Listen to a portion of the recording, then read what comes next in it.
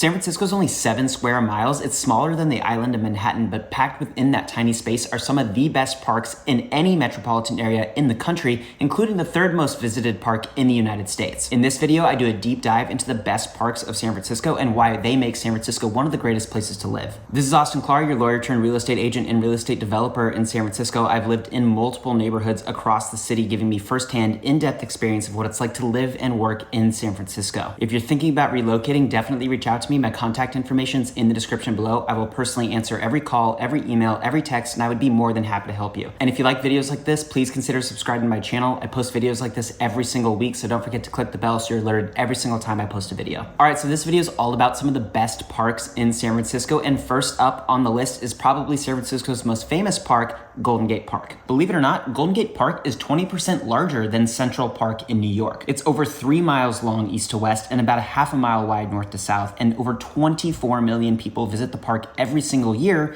making it the 3rd most frequented park in the entire country. After the 1906 earthquake, Golden Gate Park was used as sort of a refuge site for all the victims of the earthquake. So a lot of people who lost their homes, found themselves without shelter, took shelter there. There were over 24 encampments in the area under the control of the US military. The area has transformed significantly since then into one of the most beautiful spaces in the entire country. Apart from all the open green spaces, there are, multiple art and educational museums like the California Academy of Sciences, the DeYoung Museum, there's a music concourse area, there's a disc golf course, there's a regular golf course. The oldest public Japanese tea garden in the United States is in Golden Gate Park. There's a conservatory of flowers, there are windmills, sculptures, there's even a carousel, and there are also multiple lakes throughout the park, and you can rent paddle boats and ride on the lake. There's also a sports stadium there, Kezar Stadium. It used to be home to the San Francisco 49ers. It's not anymore. There's really everything you could possibly think of that should be in a massive park. It's in Golden Gate Park. Now, because it's so heavily trafficked, a lot of cars pass through there, which sometimes makes parking relatively difficult. You might have to park on one side of the park and walk your way over to another side of the park. But there is a lot of parking available throughout, and pretty much anywhere you want to go is going to be within walking distance. It's also within walking distance of multiple nearby neighborhoods that have great bars, restaurants, and shopping. The Sunset District, the Richmond District,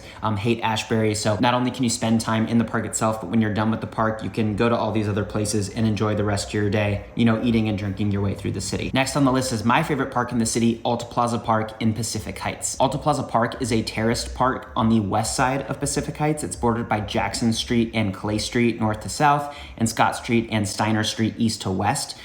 There are terraced green spaces and a giant terrace staircase on the south side. And then as you get up to the top and on the north side of the park, it's a flatter green space. So, it's perfect for dog walking or jogging or, having a picnic. It's surrounded by some of the most gorgeous homes in the entire city. You also have views of San Francisco Bay and the entire city. The 12-acre park used to be a rock quarry. It was purchased by the city in 1877. And after that, it sort of sat, unused and undeveloped for 20 years. Today, it's one of the quietest and most serene parks in San Francisco with how high it is and given the surrounding homes and the views. It also has, public tennis courts and basketball courts. There's a children's playground. There's a dog area. It's by far one of the city's most family-friendly and most dog-friendly parks. It's also a short walk to the shopping and restaurant scenes on Fillmore Street and Sacramento Street, and just a short drive to the Marina and Cow Hollow neighborhoods, Union Street and Chestnut Street. So it's a great location to spend some time and then go do something else in one of the more busier parts of the city. Next on the list is ALTA Plaza's sister park in Pacific Heights on the east side, Lafayette Park. Lafayette Park is bordered by Laguna and Goff west to east and Washington and Sacramento north to south.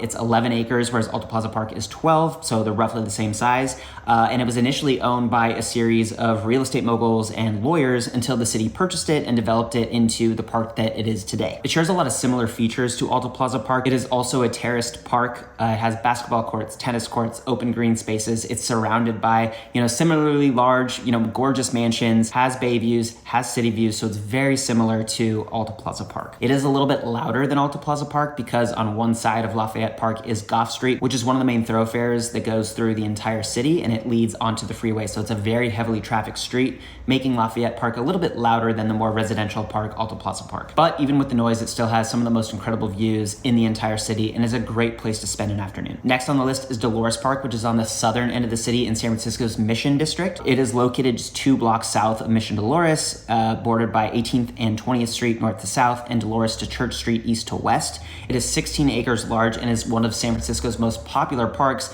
one, because of the views, and two, because the weather tends to be a lot better there. It tends to be a little warmer than some of these other parks that I'm talking about. There are giant open green spaces there. There are palm trees there. The whole area just underwent, a pretty substantial $20 million plus renovation. So you've got brand new facilities, brand new tennis courts, brand new green spaces, and it's surrounded by some very historic homes with views of the entire San Francisco skyline. There are a lot of festivals and performances and cultural events that happen in and around Dolores Park as well. The crowd there tends to be a little bit younger, a little more rambunctious, but is still, a very family-friendly and very dog-friendly park. Next on the list is Lincoln Park on the north side of San Francisco. Lincoln Park was actually the location of the Golden Gate Cemetery back in the late 1800s. It's over 100 acres long near the Seacliff neighborhood of San Francisco. From there, you get views of downtown, the Golden Gate Bridge, the Pacific Ocean, the Marin Headlands. There's an 18-hole public golf course there. The Palace of the Legion of Honor, which is an art museum, is there. A lot of people who live in Seacliff or are visiting the area hike the trails there. You can go, along the cliffs to Land's End in the Golden Gate National Recreation Area. And after you're done, you can go, take a stroll through the Seacliff neighborhood, which is one of the more affluent neighborhoods in San Francisco with some of the most stunning homes and views in the entire city. Next on the list is the Presidio National Forest, also on the north end of the city and bordering the other side of the Seacliff area. It also borders Cow Hollow, the Marina, Presidio Heights, Pacific Heights. The park used to be a U.S. Army post and is part of the Golden Gate National Recreation Area as well, so same as Lincoln Park. Originally, it was owned by Spain in the 1770s, and then it transferred to Mexico, and then the United States in the 1800s. The park has a bunch of different wooded areas and trails, and all of them overlook, the Golden Gate Bridge, the bay, the Pacific Ocean, and the city. There are sort of two parts to the Presidio. There's that more, nature, trail, and hiking wooded area, and then there's open green spaces surrounded by, old military buildings that are used for, food trucks and picnics and recreational sports. The city recently built the Presidio Tunnel Tops, a 14-acre park on top of tunneled portions of streets in the area, which also contain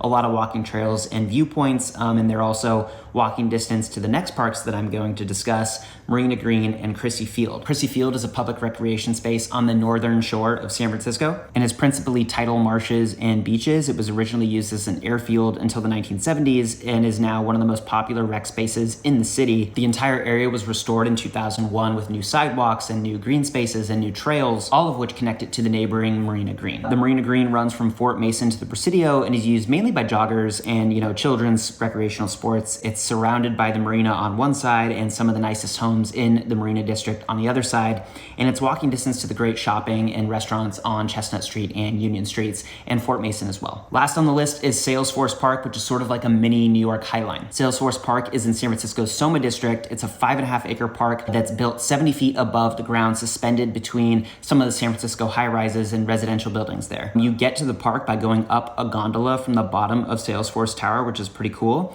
And then up there's, an amphitheater, there are, children's play areas, there are walking trails, there are fountains.